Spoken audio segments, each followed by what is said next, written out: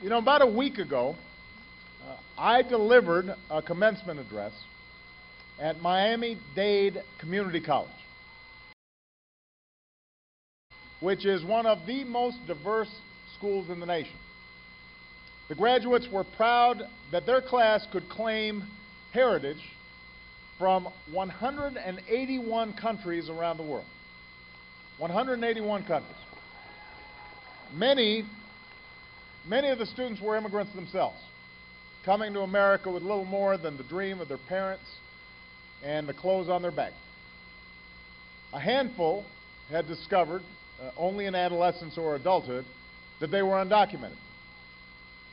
But they worked hard, and they gave it their all. And so they earned those diplomas. And at the ceremony, 181 flags, one for every nation that was represented, was marched across the stage.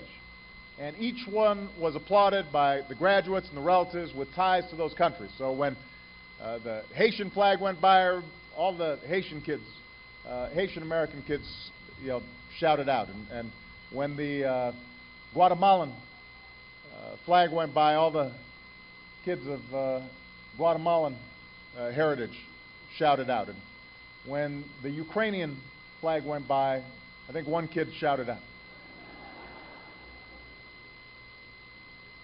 This was down in Miami. If it had been in Chicago, there would have been more. But then the last flag, the American flag, came into view.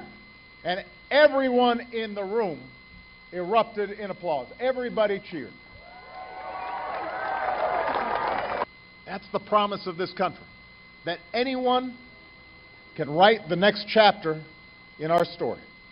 It doesn't matter where you come from, doesn't matter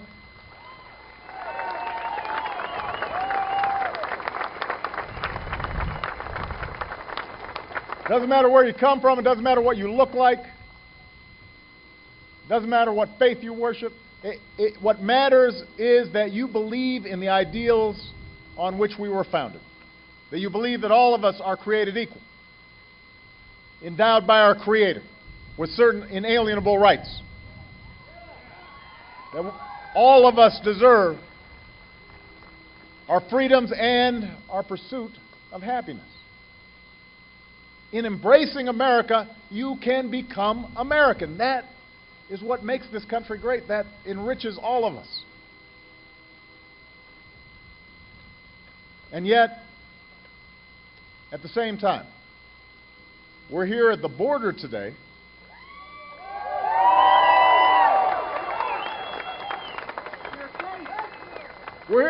because we also recognize that being a nation of laws goes hand in hand with being a nation of immigrants. This too is our heritage. This too is important. And the truth is, we've often wrestled with the politics of who is and who isn't allowed to come into this country. This debate is not new. At times, there's been fear and resentment directed towards newcomers, especially in hard economic times.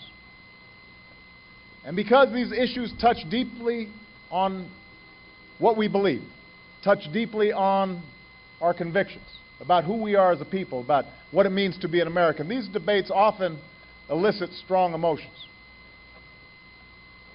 That's one reason it's been so difficult to reform our broken immigration system.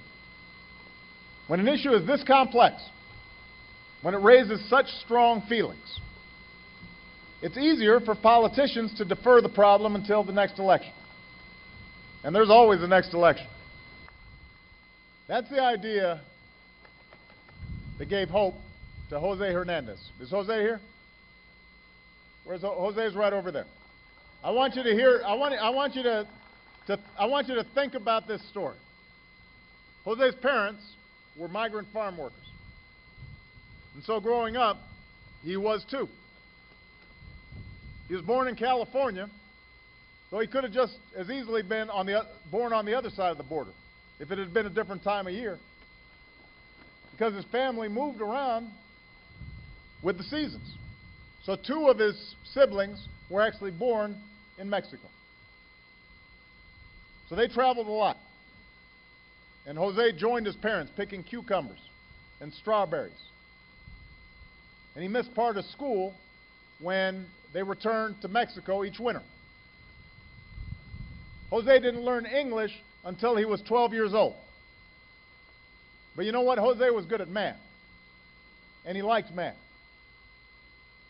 And the nice thing is that math was the same in every school. And it's the same in Spanish as it is in English. So Jose studied. And he studied hard. And one day he's standing in the fields collecting sugar beets. And he heard on a transistor radio that a man named Franklin Chang Diaz, a man with a surname like his, was going to be an astronaut for NASA. So Jose decided, right there in the field, he decided, well, I can be an astronaut too. So Jose kept on studying. And he graduated high school. And he kept on studying. And he earned an engineering degree. And he kept on studying and he earned a graduate degree. And he kept on working hard and he ended up at a national laboratory, helping to develop a new kind of digital medical imaging system. And a few years later, he found himself more than 100 miles above the surface of the Earth, staring out of the window of the shuttle Discovery. And he was remembering the boy in the California fields with that crazy dream that in America, everything's possible.